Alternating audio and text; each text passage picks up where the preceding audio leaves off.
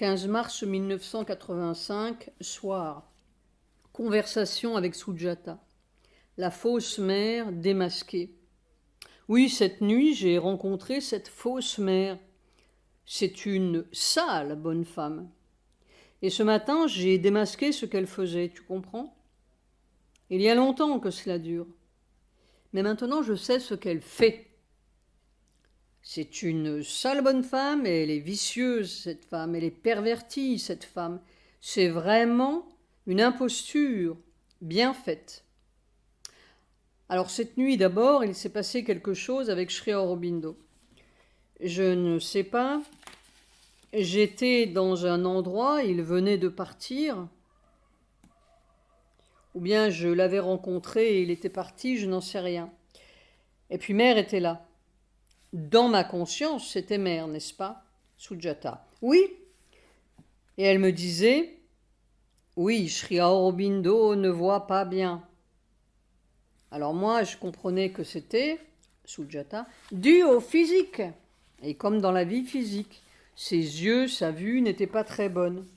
Alors, j'ai répondu à Mère, tout innocemment et tout naturellement, comme cela a jailli de moi.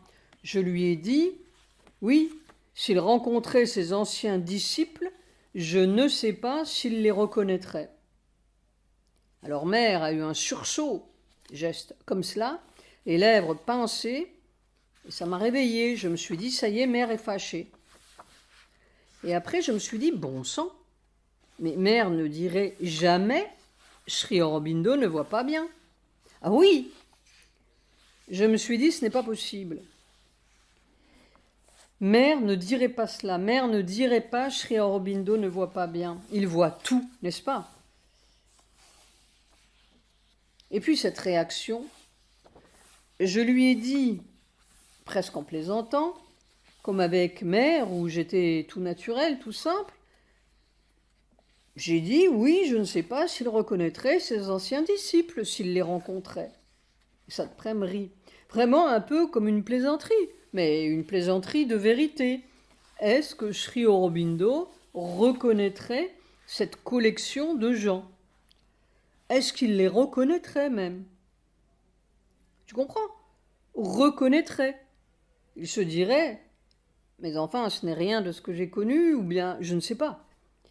Et alors vraiment, elle a eu un sursaut, et pas un sursaut d'être humain, un sursaut d'une force qui n'est pas contente, n'est-ce pas? Et je me suis réveillée là-dessus en me disant, ça y est, avec la réaction humaine habituelle, je me suis dit, ça y est, Mère est fâchée. Tu sais, quelquefois. Mais cela me poursuivait. Je me suis dit, ce n'est pas possible, ce n'est pas Mère, c'est une fausse mère. Puis j'ai laissé la chose. J'ai pris mon petit déjeuner, puis je me suis allongée et je suis rentrée dans le travail. Et j'ai eu toutes sortes de difficultés ce matin. Mais je ne reliais pas un instant les difficultés que j'avais avec la vision que j'ai eue cette nuit, pas un instant. Simplement, c'était des vagues de suggestions et d'insinuations qui venaient. Bon, je suis allée me promener dans les eucalyptus et tout d'un coup je me suis dit, mais bon sang, pourquoi est-ce que je rencontre cette fausse mère? Et quelle action a-t-elle sur moi? Je me suis dit, quelle action a-t-elle sur moi? Et là, tout d'un coup, comme un imbécile, ou comme un béné, c'est quelqu'un qui me disait, mais écoute, qu'est-ce qui s'est passé toute la matinée? Eh bien, toute la matinée, voilà ce qui s'est passé, que je ne reliais pas du tout à cette sale bonne femme, n'est-ce pas? Oui, à toute la matinée, c'était, tu sais, des insinuations collantes en sourdine, des suggestions et des insinuations. Tu n'as pas l'attitude qu'il faut, tu n'es pas comme tu devrais être, ton aspiration n'est pas pure. Toute la matinée, c'était collant, collant, collant, collant, en lettres capitales. Une glu de mensonges spirituels avec de jolies apparences, n'est-ce pas? Et c'était tellement collant, je me disais, mais enfin, je ne suis pas sincère, je ne suis pas véridique. Alors je n'osais plus. C'est comme si je n'osais plus aspirer, comme si je n'osais plus faire le travail. Je me disais, oui, est-ce que je suis sincère? Est-ce que je suis vraiment honnête? Est-ce que je fais vraiment ce que Sri Aurobindo veut? Cette perverse, P majuscule, Tu vois comme elle est sournoise. Et maintenant, je comprends. Pendant des années et des années, j'ai eu cette suggestion. Est-ce que tu fais vraiment ce que mère veut? Est-ce que tu fais ce que Sri Aurobindo veut? Est-ce que... Et puis tu n'es pas pur. Et puis en lettres capitales, c'est elle, cette putain-là, qui fait ce boulot, ce sale boulot, et qui pervertit toutes les consciences, qui a boulotté tout l'ashram. Silence. Et puis tu sais, c'est vertueux doré. Et tu n'as pas le surrender, et tu ne fais pas exactement comme je voudrais, ou comme Sri Aurobindo voudrait. Et... Oh, c'est odieux en lettres capitales. C'est une glu, en lettres capitales, noire, odieuse. Alors ça vous rend tout plein de péchés, tout plein de saleté, tout plein de méchanceté. On se dit, mais enfin, mes intentions sont bonnes. Mais enfin, je suis sincère, ce n'est pas possible. Alors on est là à lutter contre soi-même comme si on était vraiment un vilain bonhomme, plein de mauvaises intentions, plein d'impuretés, plein de sujata, plein d'ambition. Plein d'ambition, bien entendu. C'est l'ambition. Oh, la saloperie de femme. Et c'est cela son boulot. Parce que cela m'est arrivé des dizaines de fois, ce genre de... Cela vient comme une marée sournoise, tu sais, avec toutes les apparences spirituelles, de la vertu spirituelle, du bien faire, entre guillemets, spirituel, de la pureté, entre guillemets, spirituelle. Ça vient comme cela. Sujata. Oh! Oh, c'est terrible. Alors on finit par être ligoté, n'est-ce pas? On n'ose plus aspirer. On se dit, mais est-ce que vraiment je ne suis pas soumis? Est-ce que vraiment je suis sincère? Est-ce que vraiment je suis honnête? Est-ce que... C'est abominable. Elle a, en lettres capitales, boulotté tout l'ashram. Comme cela, cette putain. Mais je ne sais pas. Eux sont tout à fait certains de leur vertu. Mais ils sont tout à fait certains de leur vertu, bien sûr. Et Satprem est un asura. Et... Oui, ce sont eux qui disent, n'est-ce pas? Mais elle a boulotté tout le monde. Et ils sont tous certains de leur vertu. Ils défendent mère, entre guillemets, la grande mère, entre guillemets. Et elle règne sur combien de gens, cette femme? Elle est puissante. Voilà plus de 10 ans que je rencontre cela sans savoir exactement, constamment après le départ de mère. Et puis ce fils de mère qui venait raconter que j'avais truqué les bandes. Alors voyons, qu'est-ce que j'ai fait? Qu'est-ce que j'ai fait? On finit par se dire, mais on est fou. La saleté. Je l'ai démasquée ce matin, je l'ai démasquée, cette putain. Maintenant, je sais son boulot. Et elle est habile. Sujata, très habile. Et elle est gluante et collante et insidieuse. Eh bien, je suis content de lui avoir répondu ça. Je lui ai dit, oui, je ne sais pas si Sri Aurobindo reconnaîtrait ses anciens disciples. Sujata, parfait. Tu vois, c'est ce que je lui ai répondu, comme si je parlais à mère, à la vraie mère, d'un ton de plaisanterie, mais qui disait une vérité. Oui, je ne sais pas si Sri Aurobindo reconnaîtrait ses anciens disciples. Alors elle a eu un sursaut, les lèvres pincées, un mécontentement fort. Tu sais, mère, la puissance qu'elle a, elle est forte. Oui. Et je me suis réveillée en disant, ça y est, mère est fâchée. Mais quelle mère est fâchée, hein? Quelle mère est fâchée. Et alors ce matin, toute la matinée, cette invasion, c'était vraiment collant comme un cataplasme, tu sais, de glu. Oh oui! Où l'on se trouve tout méchant, tout noir, tout pas propre, tout plein de fausseté. Oui, c'est affreux. Ce monde est plein de péchés, comme on dit, non? Ouais. Oh, c'est abominable. Bien voilà ce qu'elle fait, cette femme, voilà son boulot. Le plus étonnant, c'est que tout ce qui s'est passé dans la matinée, je ne le reliais pas avec ce que j'ai vu cette nuit. Simplement, une fois de plus, comme c'est arrivé des dizaines de fois depuis 12 ans bientôt que mère est partie. Je connais bien cette vague-là qui vient et qui... Et je me dis, bon, je ne suis pas assez sincère, pas assez honnête, pas assez transparent, pas... Et à la fin, je finis par être tellement étranglé par ça que on est étranglé. Et alors, dans la forêt, en allant me promener tout à l'heure, tout d'un coup, je me suis dit, quelle action a-t-elle sur moi, cette femme, n'est-ce pas? Cette fausse mère, quelle action a-t-elle? Riant. Et alors, comme un béné, tout d'un coup, quelqu'un me disait, eh bien, qu'est-ce qui s'est passé toute la matinée? Sujata rit. Alors, j'ai ouvert grand les yeux et j'ai compris. Je me suis dit, eh bien voilà, oui, il s'est passé tout cela cette matinée. Et c'était l'œuvre de cette sale bonne femme pendant la nuit. Elle m'avait collé, englué. Et c'était bien fait. C'est la mère des reproches vertueux. Oh, et habile. Dans la forêt tout à l'heure, j'étais sidérée quand j'ai découvert cela. Parce que j'ai repensé, je me suis dit, vraiment, quelle action a-t-elle sur moi? Pourquoi la rencontrai-je? Quelle action a-t-elle sur moi? Et puis, là, j'ai ouvert de grands yeux quand on m'a dit, eh bien regarde, que s'est-il passé ce matin? Je n'avais pas relié les deux choses, tu comprends? Sujata. Oui. Alors mon émotion ou ma colère, si je puis dire, c'est que voilà 12 ans que ça dure. Voilà 12 ans que je rencontre ça. Et pour la première fois, j'ai mis le doigt sur la fausse mère. C'est elle. C'est elle qui fait ce boulot-là.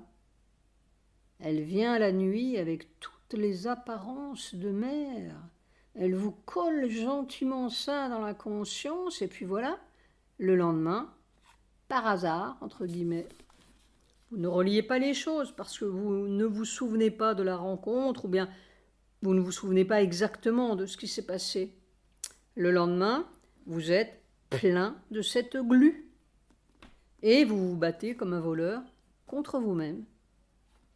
Silence. Alors du coup, j'ai une colère. Parce que voilà 12 ans que je me bats avec cela sans avoir pu mettre le doigt sur cette fausse mère. Je prenais cela pour des reproches de ma propre conscience. Ou alors, au mieux, je disais, bon, eh bien, ce sont des suggestions des gens de l'ashram ou quoi. Tu comprends, on s'accuse toujours soi-même. Ma difficulté, c'est que je m'accuse toujours moi-même. Je suis toujours à mettre en doute ma propre honnêteté. Je suis tellement scrupuleux d'une certaine façon que je suis toujours prêt à écouter. Voyons, est-ce que ce n'est pas exactement cela? Bien, elle a fait un vilain boulot. Habile, sournois, pervers. Silence. Et alors j'ai remarqué, au cours de ces années souvent, ma réaction après ce genre d'invasion, sans savoir, c'était une sorte de... Le mot est peut-être fort, mais comme une révolte contre mère. Je me disais, mais enfin, pourquoi? Pourquoi est-ce que... Tu comprends, Sujata? Oui, cet imposteur de mère peut aussi essayer de créer une révolte contre mère. Contre mère, oui, parce que vraiment, mère n'agit pas comme cela. Mère n'agit jamais comme cela. Mais bien entendu, mais c'est si habilement fait, c'est si habile, c'est si habile. Cette fois-ci, je l'ai démasqué. Maintenant, je saurai d'où cela vient. Sujata rit. Ô Seigneur! Voilà, ma douce. Mais ce n'est pas le double mauvais dont parlait Sri Aurobindo? Non, je crois que c'est vraiment une fausse mère. C'est la fausse mère. C'est elle qui veut justement pervertir tout pervertir, et faire la belle religion vertueuse spirituelle. Nous sommes soumis à Mère et Sri Aurobindo. Nous suivons ce que... Oui, ce sont les religieux de Mère et de Sri Aurobindo. Les autres, justement, comme moi, Ce sont des gens pleins de mauvaises intentions, insincères, pas transparents, malhonnêtes, ambitieux. Enfin, ce sont presque des asuras, hein. Sinon des asuras. Voilà. Et puis c'est semé, répandu dans les consciences. Oh oui, et comment? Beaucoup de consciences sont avalées par ça. Mais que vous ayez pu voir, bien sûr, cela a pris 12 ans, mais que vous ayez fini par comprendre, c'est déjà... Ah oui, je t'assure, maintenant je comprends. Mais cela veut dire que son temps, peut-être? Oh, ma douce, il y a des milliers d'oreilles qui sont toutes prêtes à écouter. Oui, mais je veux dire que cela a été une grande entrave dans le travail. Ah, pour moi, cela a été une entrave.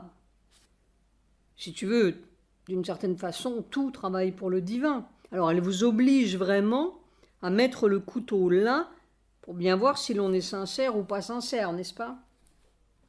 Oui, mais cela a un art si subtil de vous ligoter et de vous engluer, on est comme étranglé. Alors on n'ose plus. On n'ose plus aspirer. On se dit, voyons, est-ce que c'est bien... Elle englue, elle colle, elle ligote. Et finalement, le résultat. Si j'avais écouté cette voix-là après le départ de mère, mais j'aurais donné l'agenda aux gens de l'ashram. J'aurais écouté toutes leurs paroles. Oui, et mère serait restée le dos tordu. Note de bas de page, allusion à ma vision du 2 avril 1976. Elle est habile, c'est la grande vertu spirituelle. Oh, mais c'est le grand surrender au divin, hein? Attention, toi, tu es un petit révolté. Bon, cette bonne femme-là, il ne faudra pas qu'elle revienne me voir, parce que je lui dirai 2 mots. Note de Sri Aurobindo, certaines remarques de Sri Aurobindo à propos des asuras. 1. Les asuras sont vraiment le côté obscur du mental, ou plus exactement, du plan mental vital. Ce mental est le champ même des asuras. Leurs caractéristiques principales sont la force et la lutte égoïste qui refusent la loi supérieure. L'asura possède maîtrise de soi, tapas, énergie spirituelle, et intelligence, mais tout cela au service de son ego. 2. Oui, certains asuras sont très religieux, très fanatiques en ce qui concerne leur religion, très stricts par rapport aux règles éthiques de conduite. D'autres utilisent les idées spirituelles sans y croire pour les altérer de façon perverse et tromper le sadhak, disciple. Letters on Yoga, page 395. 3. Il existe des forces asuriques qui sont très calmes. Croyez-vous que l'asura soit idiot? La tapasya, discipline, est son principal atout. Faire du bien à l'humanité est l'une des armes préférées de l'asura. Bien sûr, il cherche à le faire à sa manière asurique. La maya asurique peut prendre n'importe quelle apparence. Même la recherche d'un idéal ou le sacrifice pour quelques principes. Evening Talk, page 169, 15 septembre 1925. 16 mars 1985. On a une telle soif que tout soit démasqué, vrai en lettres capitales, tel que c'est, divin.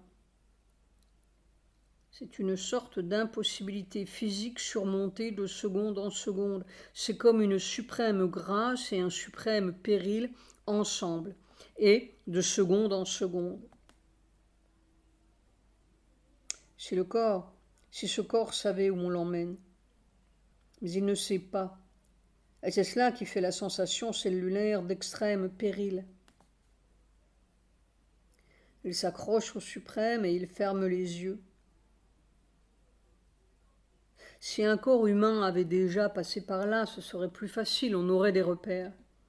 C'est cet inconnu total qui est un peu terrible. C'est comme d'aller dans l'inexistant. Les corps sont toujours dans quelque chose qui existe. Même dans la mort, ils vont dans quelque chose qui existe, un état qui existe. Mais là, on va dans rien, qui n'est pas la mort, qui n'est pas la vie, qui est on ne sait pas quoi. Et c'est ce on ne sait pas quoi, cellulaire, physique, qui est difficile. C'est cela, cette espèce d'impossibilité qui est comme surmontée de seconde en seconde. Il y a toujours un fond de reconnaissance raciale, génétique, animale qui préside invisiblement à l'existence de tous les corps. Et là, c'est comme si ce fond, entre guillemets, n'existait plus. C'est vraiment une sorte de saut évolutif, comme le passage de la matière à la vie, mais maintenant c'est un autre passage. Il n'y a rien eu de semblable depuis les petites algues bleues du Précambrien. Ce n'est pas une amélioration, ni même une mutation au sein d'une vie connue, c'est autre chose. C'est un genre de vie inconnu, totalement inconnu. Les hommes me comprendraient s'ils me poussaient subitement une deuxième paire de bras, un troisième œil ou un système branchial nouveau. Mais là, il n'y a rien à voir. C'est un autre système. Avec leur organe visuel, ils ne pourraient voir qu'une façon d'être de la vieille vie reliée au mode d'être de la vieille vie. Le rocher armoricain ne pouvait rien voir de la petite algue bleue. Quoique, les atomes du rocher armoricain pourraient peut-être reconnaître les atomes de la petite algue bleue. C'est peut-être au niveau atomique que se situe la continuité. La bouilloire, c'est peut-être la perception du milieu atomique général. Après-midi. Que le corps te donne cette preuve d'amour, un don total de soi jusqu'au dernier atome, et on se laisse couler au fond de la bouilloire, de plus en plus, dans un abandon total en lettres capitales. C'est le fait. Combien de temps le corps va-t-il pouvoir durer dans cet état ? Soir. Le petit dessin de Sujata m'a fait visualiser ce que pourrait être l'être nouveau, l'enfant divin. C'est la première fois. Alors la terre changerait. Un processus que d'autres pourraient suivre. Un miracle avec un processus. Point d'exclamation, entre parenthèses. 17 mars 1985. Hier, à un moment, pendant l'opération, je me suis dit profondément, il faut une sorte de témérité d'amour. Je crois que je comprends mieux. Il doit y avoir un moment, probablement, où l'on doit oublier que l'on sait vivre, entre guillemets. Quelque chose de beaucoup plus profond qu'une amnésie. Il doit y avoir un cataclysme très profond dans l'être. J'ai l'impression que je m'approche ou que l'on m'approche de ce point cataclysmique. L'amnésique est censée tout oublier, mais il y a un fantôme de l'être qui continue derrière. Ce serait peut-être le contraire.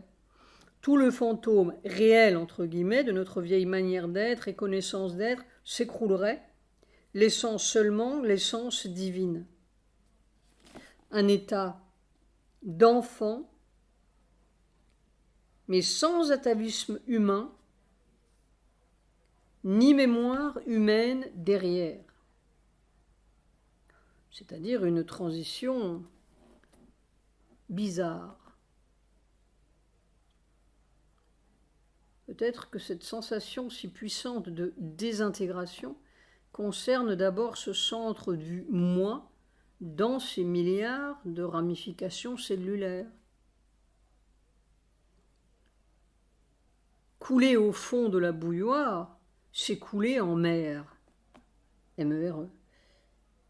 Il ne reste plus que ce centre-là et adieu vat. Il faut être prêt à tout. En fait, je ne sais totalement rien. Je prends les mains de mer de l'autre côté de la tombe et je laisse passer ce qui passe. Il faut surtout savoir être simple, en lettres capitales. Je me souviens tellement et si souvent de mer. Le Seigneur n'est pas un pontife. C'est comme une clé pour moi. Après-midi, tout est tellement incompréhensible et on a l'impression de ne dire que des bêtises et de mettre des mots ou des spéculations sur un phénomène qui est aussi incompréhensible que l'oiseau pour l'hippocampe. Je devrais me taire. Tout ce que l'on peut faire, c'est subir, se donner. Et si quelque chose se produit, on verra bien. Et d'ailleurs, l'hippocampe ne peut même pas voir l'oiseau. Et comment un oiseau pourrait-il sortir du ventre d'un hippocampe? Bien que quelquefois, je me dise que mère pourrait sortir de la tombe par le lotus de mon cœur.